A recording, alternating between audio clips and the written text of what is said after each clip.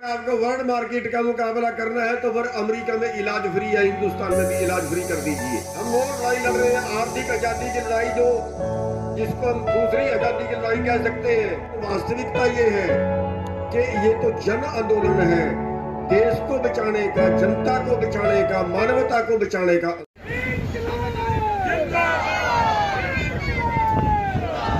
सम्मानित मंच पर बैठे हमारे सभी सम्माननीय किसान नेतागण, जो भिन्न भिन्न संगठनों में रह के बहुत अच्छे आंदोलन लड़ रहे हैं और जिन्होंने लंबे कई सालों से 20 सालों से 15 सालों से जो किसानों की सेवा कर रहे हैं, सभी सम्माननीय है। मंच पर सामने बैठे सभी हमारे भाइयों, बुजुर्गों, प्यारे बच्चों, हमारी मातृशक्ति, साथियों, आज लड़ाई केवल किसान तक सीमित नहीं है। किसानों ने तो शुरू की है, लेकिन वास्तविकता ये है कि ये तो जन आंदोलन है, देश को बचाने का, जनता को बचाने का, मानवता को बचाने का आंदोलन है। आज जो स्थिति हमारे देश में पैदा हो गई है, यहां इंसानियत नाम की कोई चीज बची नहीं है और लड़ने के अलावा, संघर्ष के अलावा कोई दूसरा चारा नहीं है। अगर आज हम देखें, आज कितनी बड़ी आबादी है जो 2 वक्त की रोटी से मोहताज है। भुखमरी में 102वें स्थान पे हमारा देश है। अगर हम किसानों की, मजदूरों की, खेती पर निर्भर लोगों की बात करें, पिछले 20 सालों के अंदर 3.5 से 4 लाख किसान और उनके साथ जुड़े मजदूर इसलिए मर गए हैं कि वो बैंक का कर्जा नहीं उतार पाए। बैंक ने परेशान किया, बैंक ने जमीन की नीलामी की, बैंक ने फोटो लगा दी, बैंक ने जेल में डाल दिया। इज्जतदार किसान था, कहावत है, बची इज्जत गया कुछ नहीं, गई इज्जत बचा कुछ नहीं। किसान फांसी खा गया, जहर खा गया। हर 32 मिनट में एक किसान मर रहा है आज भी। साथियों, सोने की चिड़िया देश था जिसको आजाद कराया था। हजारों लोगों ने कुर्बानियां दी थी देश को आजाद कराने में, लेकिन पूंजीपतियों ने कोई कुर्बानी नहीं दी थी। किसी एक भी पूंजीपति का बेटा आजादी की लड़ाई में शहीद नहीं हुआ था। देश की सीमा की रक्षा करते एक भी पूंजीपति का बेटा आज तक शहीद नहीं हुआ। लेकिन जहां बंटवारे का टाइम आता है, जहां अधिकारों का टाइम आता है, वहां आप लोग, देश के किसान, देश के मजदूर, वहां सबसे पीछे हैं। आज हम वो लड़ाई लड़ रहे हैं, आर्थिक आजादी की लड़ाई, जो जिसको हम दूसरी आजादी की लड़ाई कह सकते हैं। आज हम आर्थिक आजादी की लड़ाई लड़ रहे हैं कि हमें जीने का अधिकार चाहिए। आर्थिक आजादी की लड़ाई, हमारे पास कौन सी सुविधा है? अगर एक नेता के परिवार से कोई बीमार होता है, 2 करोड़ रुपया खर्च आता है तो सरकार लगाती है। 2 लाख की तनख्वाह लेने वाला अधिकारी, अगर उसके परिवार से कोई बीमार होता है, कितना पैसा लगता है? सरकार लगाती है। लेकिन देश का किसान, देश का मजदूर अगर बीमार हो जाए तो सरकार फुट्टी कौड़ी नहीं देती। 2 तरह के कानून कैसे हैं हमारे देश के अंदर? साथियों, आज सवाल इस चीज का है कि क्या ये देश चंद पूंजीपतियों के लिए आजाद कराया था? क्या इस देश में चंद पूंजीपतियों का ही सारा अधिकार है? क्या इस देश में नेताओं के लिए ही सारा अधिकार है? साथियों,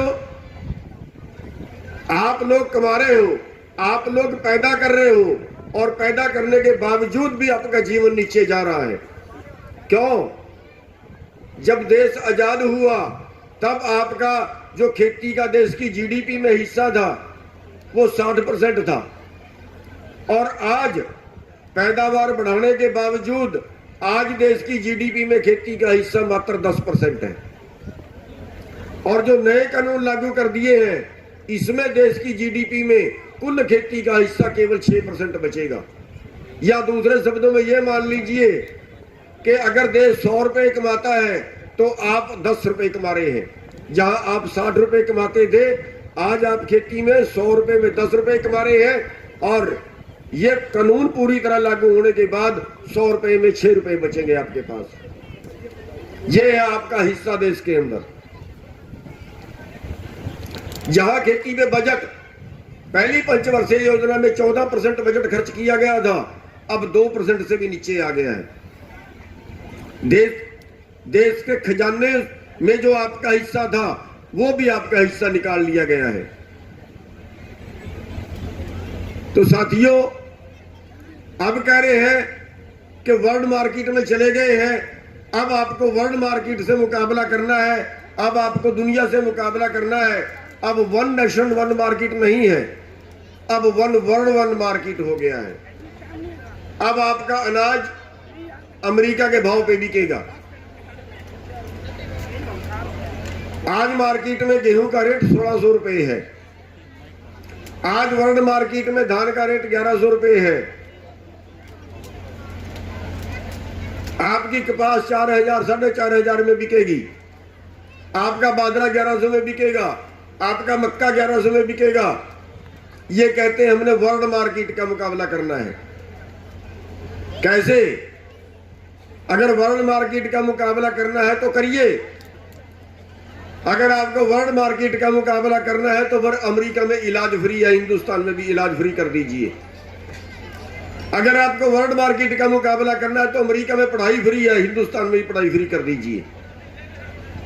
अगर आपको वर्ल्ड मार्केट का मुकाबला करना है, अमेरिका के अंदर बेरोजगारी भत्ता है, 2 दिन काम ना मिला, तीसरे दिन उसके घर पैसे आ जाएंगे, हिंदुस्तान में भी करिए।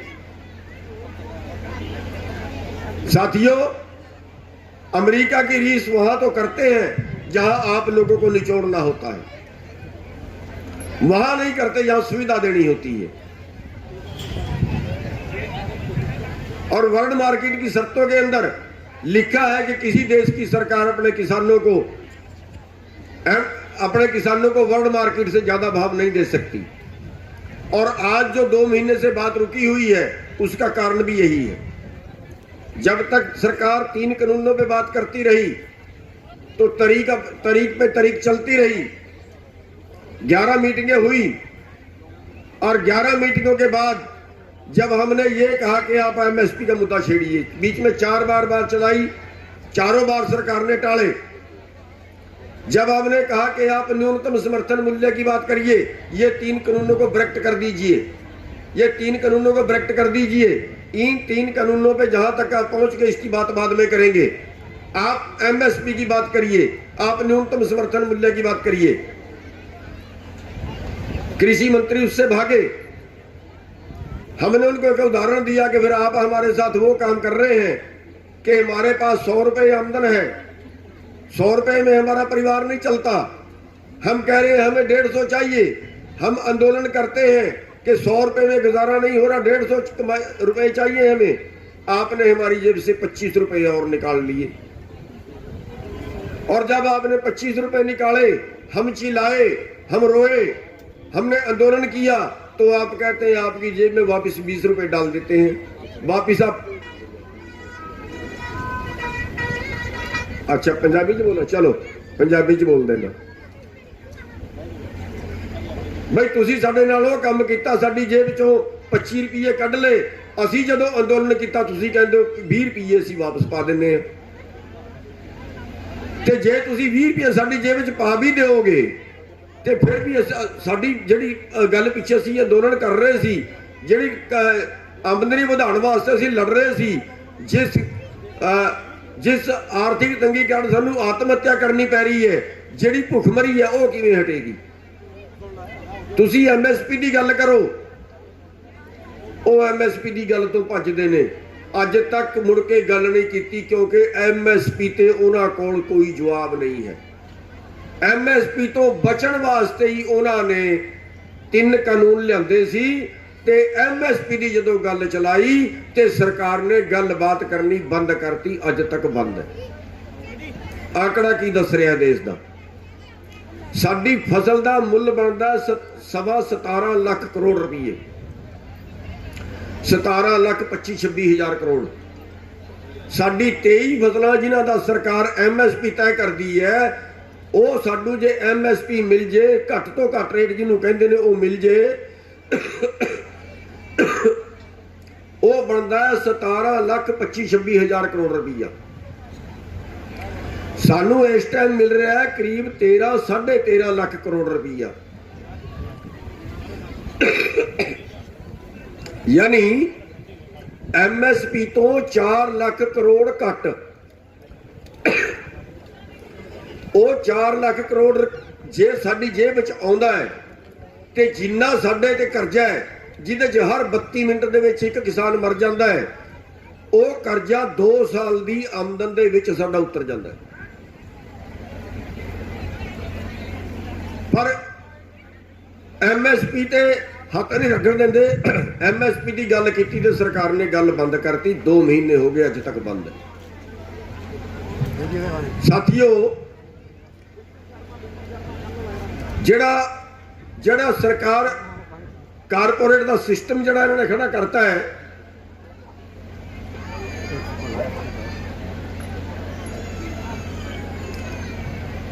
वो सारे देश का कारोबार, दुकाना वालों का कारोबार देता मॉल वालों, कर्मचारियों का कारोबार देता प्राइवेट करके, सारे काम प्राइवेट कर रहे हैं। बिजली प्राइवेट, रेल प्राइवेट, हवाई अड्डे प्राइवेट, सड़क प्राइवेट, सब कुछ प्राइवेट, बैंक प्राइवेट, कंपनियां प्राइवेट।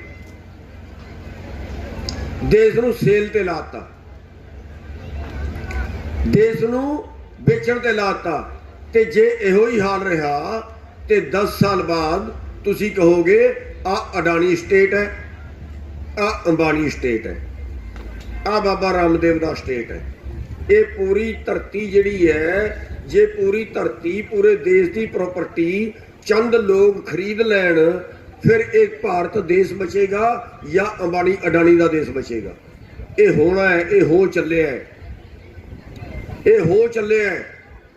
अज 90 करोड़ 1 घंटे की आमदन है अंबानी की, 1 घंटे की 90 करोड़। तो एक दिन आंकड़ा आ रहा सी भी इस साल की जिहड़ी कमाई है, इस साल की कमाई दे विच अडानी जिहड़ा अंबानी नालों अगे निकल गया।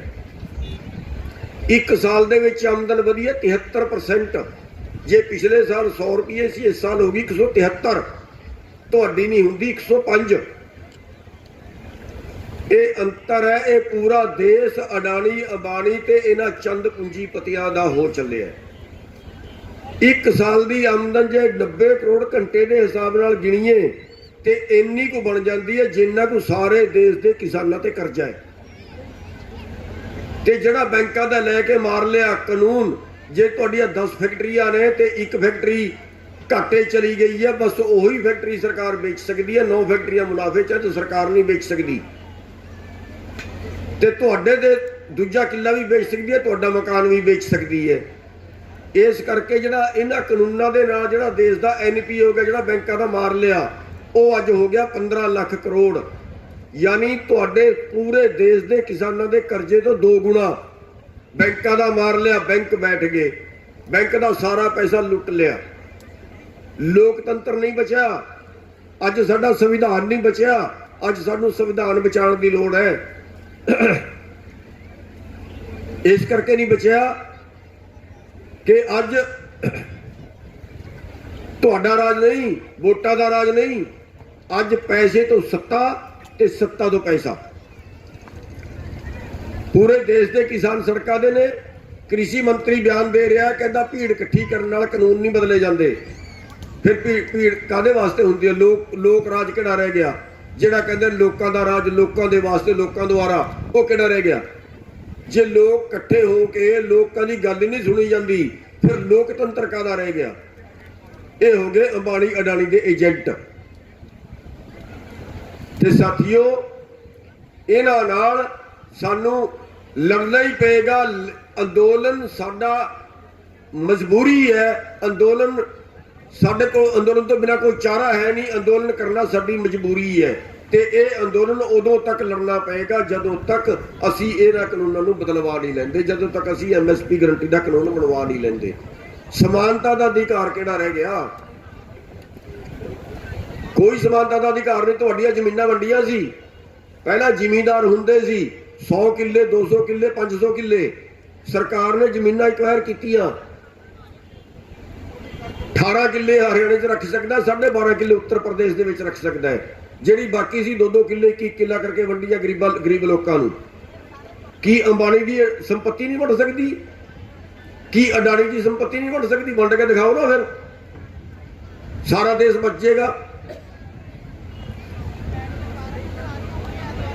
साथियों, ये कल्ले किसानां दा अंदोलन नहीं, ਜਿਹੜੇ ਸਾਡੇ ਦੂਜੇ ਭਰਾ ਨੇ ਉਹਨਾਂ ਨੂੰ ਨਾਲ ਜੁੜਨ ਦੀ ਜ਼ਰੂਰਤ ਹੈ। ਜਿਹੜੇ ਸਾਡੇ ਦਲਿਤ ਭਰਾ ਨੇ ਉਹਨਾਂ ਨੂੰ ਨਾਲ ਜੋੜਨ ਦੀ ਜ਼ਰੂਰਤ ਹੈ। ਜਿਹੜੇ ਸਾਡੇ ਸ਼ਹਿਰ ਵਾਲੇ ਭਰਾ ਨੇ ਉਹਨਾਂ ਸਾਰਿਆਂ ਨੂੰ ਜੋੜਨ ਦੀ ਜ਼ਰੂਰਤ ਹੈ। ਇਹ ਹੈ ਜਨ ਅੰਦੋਲਨ। ਜਨ ਅੰਦੋਲਨ, ਇੱਕ ਪਾਸੇ ਲੁਟੇਰਾ, ਇੱਕ ਪਾਸੇ ਕਮੇਰਾ। ਜਿਹੜੇ ਕਮੇਰੇ ਨੇ ਉਹ ਸਾਰੇ ਇੱਕ ਜਗ੍ਹਾ ਇਕੱਠੇ ਹੋ ਜਾਓ, ਜਿਹੜੇ ਕਰਕੇ ਖਾਂਦੇ ਨੇ ਉਹ ਸਾਰੇ ਇੱਕ ਜਗ੍ਹਾ ਇਕੱਠੇ ਹੋ ਜਾਓ। ਜਿਹੜੇ ਦਲਿਤ ਭਰਾ ਨੇ ਉਹਨਾਂ ਨੂੰ ਜੋੜਨ ਦੀ ਲੋੜ ਆ। ਮੈਂ ਤੁਹਾਨੂੰ ਬੇਨਤੀ ਕਰਾਂਗਾ, ਹਰ ਬੰਦਾ ਹਰ ਪਿੰਡ ਦੇ ਵਿੱਚ ਪੰਚਾਇਤ ਕਰੋ, दलित समाज की पंचायत करो और दलित समाज वालों को नाल जोड़ो। वो लगन वास्ते तैयार ने, पर असीं उन्हां कोल जा नहीं रहे। असीं उन्हां कोल जा नहीं रहे। ते जे आपां लुटन वाले, जे आपां जिहड़े कमेरे ने वो एक जगह इकट्ठे हो जाते ने ते आपां सरकार नूं घुट सकदे हां। होर अपने कोल चारा को नहीं। सरकार ते अगे भी जिहड़ी आएगी पैसे वाले दी होई आएगी। ते साथियों, ये अंदोलन सानू नहीं पता किन्ने दिन चलेगा।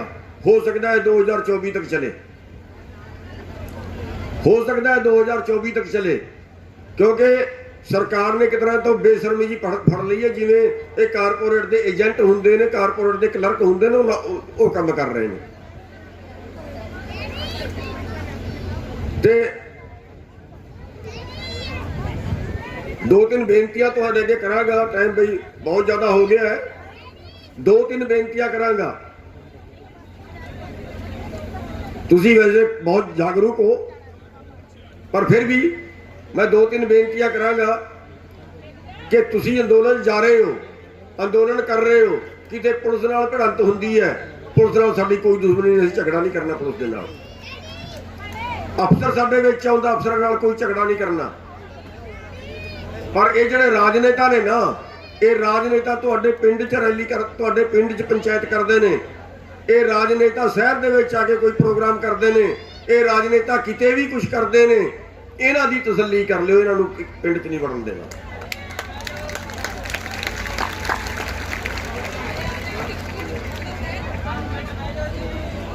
आ जिहड़े दुष्यंत वर्गे तुहाडे जिले दे ने, आ जिहड़े दुष्यंत वर्गे ने जिन्हां ने किसानां नूं दी वोट लई ते बीजेपी के खिलाफ किसानां ने वोट दी, बीजेपी के मुकाबले च इन्हां नूं वोट दी ते तुहाडीआं वोटां बेच के तुहाडी पीठे छुरा मारिया ते जाके गड्डी लै लई। उहदे बार अगे भी गए, नहीं सरवाई। ते अज होर तुहाडे खिलाफ बयान दे रहा है, कहना कानून ठीक है, अगे सानू अकलां सिखा रहा है। पर जे वो तुहाडे एरिए च आ जाए, सब तो ज्यादा अकल उहनूं ही सिखानी है। साथियों, कारपोरेट के जिहड़े मित्र ने मोदी दे, अंबानी अडानी बाबा रामदेव, इन्हां दे समानां दा बहिष्कार करना। इन्हां दा समान ना खरीदो, बाकी किसी का खरीद लिया। एक धर्म युद्ध है जिहड़ा तुसीं लड़ रहे हो। ये लोगों को भुख मरी तो बचाने का युद्ध है। जे किते कल नूं इलैक्शन आउंदा है, खड़नगे पंची सरपंची MP खड़नगे लोग, ते इस धर्म युद्ध दे विच जिहड़ा कोई तुहाडा पड़ोसी, तुहाडा पिंड दा, तुहाडे गुआढ़ दा, तुहाडे शहर दा, जे जिहड़ा बंदा इस धर्म युद्ध दे विच योगदान नहीं पांदा, ਜਿਹੜਾ ਬੰਦਾ ਇਸ ਧਰਮ ਯੁੱਧ ਦੇ ਵਿੱਚ ਹਿੱਸਾ ਨਹੀਂ ਲੈ ਰਿਹਾ ਉਹਨੂੰ ਵੋਟ ਨਾ ਪਾਇਆ ਜੇ ਕੱਲ ਨੂੰ ਇਲੈਕਸ਼ਨ ਦੇ ਵਿੱਚ ਖੜ ਜਾਏ, ਭਾਵੇਂ ਗੱਧੇ ਨੂੰ ਪਾਣੀ ਪਏ, ਗੱਧੇ ਨੂੰ ਵੀ ਪਾ ਦਿਆ ਜੀ। ਸਾਥੀਓ, ਇਹ ਜਿਹੜੇ ਲੋਕ ਨੇ ਜਿਹੜਾ ਆਪਣੇ ਸਮਾਜ ਦਾ ਨਹੀਂ, ਉਹ ਕਿਸੇ ਦਾ ਨਹੀਂ। ਅਸੀਂ ਬੇਨਤੀ ਕੀਤੀ ਸਾਰੇ ਐਮਐਲਏ ਨੂੰ, ਸਾਰੇ ਜਿਹੜੇ ਜੇਜੇਪੀ ਦੇ, ਬੀਜੇਪੀ ਦੇ, ਆਜ਼ਾਦ, ਇਹਨਾਂ ਸਾਰਿਆਂ ਨੂੰ ਬੇਨਤੀ ਕੀਤੀ ਸੀ ਵੀ ਜਿਹੜਾ ਅਵਿਸ਼ਵਾਸ ਮਤ ਪ੍ਰਸਤਾਵ ਆ ਰਿਹਾ ਹੈ ਵਿਧਾਨ ਸਭਾ ਦੇ ਵਿੱਚ, ਅਸੀਂ 70 ਸਾਲ ਤੋਂ ਤੁਹਾਨੂੰ ਵੋਟ ਦੇ ਰਹੇ ਹਾਂ, ਤੁਸੀਂ ਕੇਵਲ ਇੱਕ ਵਾਰੀ ਜਨਤਾ ਨੂੰ ਵੋਟ ਦੇ ਦਿਓ। ਤੁਸੀਂ ਇੱਕ ਵਾਰੀ ਦੇਸ਼ ਵੋਟ ਮੰਗ ਰਿਹਾ, ਇੱਕ ਵਾਰੀ ਪਬਲਿਕ ਜਨਤਾ ਵੋਟ ਮੰਗ ਰਹੀ ਹੈ, ਇੱਕ ਵਾਰੀ ਕਿਸਾਨ ਵੋਟ ਮੰਗ ਰਿਹਾ, ਤੁਸੀਂ ਇੱਕ ਵਾਰੀ ਵੋਟ ਸਰਕਾਰ ਦੇ ਖਿਲਾਫ ਦੇ ਦਿਓ, ਅਵਿਸ਼ਵਾਸ ਮਤ ਦੇ ਪ੍ਰਸਤਾਵ ਦੇ ਦਿਓ, ਸਰਕਾਰ ਗਿਰ ਜਾਏਗੀ। ਸਰਕਾਰ ਗਿਰੇਗੀ ਤੇ ਕਿਸਾਨਾਂ ਦੀ ਗੱਲ ਮੰਨੀ ਜਾਏਗੀ, ਲੋਕਾਂ ਦੀ ਗੱਲ ਮੰਨੀ ਜਾਏਗੀ। ਪਰ ਇਹਨਾਂ ਨੇ ਇੱਕ ਵਾਰੀ ਵੀ ਵੋਟ ਨਹੀਂ ਦਿੱਤਾ। ਯਾਦ ਰੱਖਿਆ ਜੇ ਜਿਹੜੇ ਜਿਹੜੇ ਇਹ ਸੱਤਾ ਪਾਰਟੀ ਦੇ ਵਿੱਚ ਨੇ, ਯਾਦ ਰੱਖਿਆ ਜੇ ਜਿਹੜੇ ਜਿਹੜੇ ਆਜ਼ਾਦਾਂ ਨੇ ਵੀ ਪਰਾਂ ਪਾਈ ਹੈ, ਯਾਦ ਰੱਖਿਆ ਜੇ ਜਿਹੜੇ ਜੇਜੇਪੀ ਵਾਲਿਆਂ ਨੇ ਪਰਾਂ ਪਾਈ ਹੈ, ਯਾਦ ਰੱਖਿਆ ਜੇ ਅੱਗੇ ਕੋਈ ਵੀ ਇਲੈਕਸ਼ਨ ਆਏ ਇਹ ਨੇੜੇ ਨਾ ਲੱਗ ਜਾਣ, ਇਹ ਪਿੰਡ 'ਚ ਨਾ ਵੜ ਜਾਣ। ਆ ਕੇ ਇਹਨਾਂ ਦੀ ਤਸੱਲੀ ਕਰ ਲਿਆ ਜੀ। ਸਾਥੀਓ, ਟਾਈਮ ਬਹੁਤ ਜ਼ਿਆਦਾ ਹੋ ਗਿਆ ਹੈ, ਮੈਂ ਜ਼ਿਆਦਾ ਟਾਈਮ ਨਹੀਂ ਲਾਂਗਾ। ਹਾਂ, ਇੱਕ ਚੀਜ਼ ਜ਼ਰੂਰ ਹੈ, ਜੇ ਤੁਹਾਡਾ ਕੋਈ ਰਿਸ਼ਤੇਦਾਰ, ਕੋਈ ਮਿੱਤਰ ਪਿਆਰਾ ਉਹਨਾਂ ਸਟੇਟਾਂ ਦੇ ਵਿੱਚ ਜਿੱਥੇ ਚੁਣਾਵ ਹੈ, 4-5 ਸਟੇਟਾਂ ਦੇ ਵਿੱਚ ਚੁਣਾਵ ਹੈ, ਉੱਥੇ ਵੀ ਅਸੀਂ ਜਾ ਰਹੇ ਹਾਂ, ਪਰ ਜੇ ਕਿਤੇ ਹੋਰ ਵੀ ਚੁਣਾਵ ਹੈ ਜਾਂ ਆਉਣ ਵਾਲਾ ਟਾਈਮ, ਤੁਹਾਡੀ ਕਿਸੇ ਰਿਸ਼ਤੇਦਾਰੀ, ਮਿੱਤਰ ਪਿਆਰਾ, ਉਹਨਾਂ ਨੂੰ ਕਹੋ ਵੀ ਬੀਜੇਪੀ ਨੂੰ ਵੋਟ ਨਾ ਪਾਇਆ ਜੇ, ਹੋਰ ਭਾਵੇਂ ਕਿਸੇ ਨੂੰ ਪਾਓ।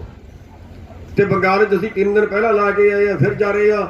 ਬੰਗਾਲ 'ਚ ਬੀਜੇਪੀ ਪੱਕਾ ਹਾਰੇਗੀ, ਬੰਗਾਲ ਦੇ ਵਿੱਚ ਇਹਨੂੰ ਹਰਾ ਕੇ ਵਾਪਸ ਆਵਾਂਗੇ। ਤੇ ਸਾਥੀਓ,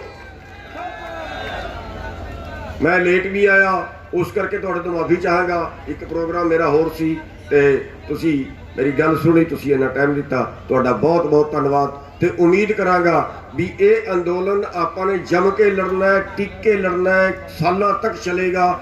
ਇਹ ਲੜਨਾ ਹੈ ਆਪਾਂ ਨੇ, ਜਦ ਤੱਕ ਨਹੀਂ ਜਿੱਤਦੇ ਉਦੋਂ ਤੱਕ ਆਪਣਾ ਅੰਦੋਲਨ ਜਾਰੀ ਰਹੇਗਾ, ਸ਼ਾਂਤੀ ਨਾਲ ਜਾਰੀ ਰਹੇਗਾ। ਵਾਹਿਗੁਰੂ ਜੀ ਦਾ ਖਾਲਸਾ, ਵਾਹਿਗੁਰੂ ਜੀ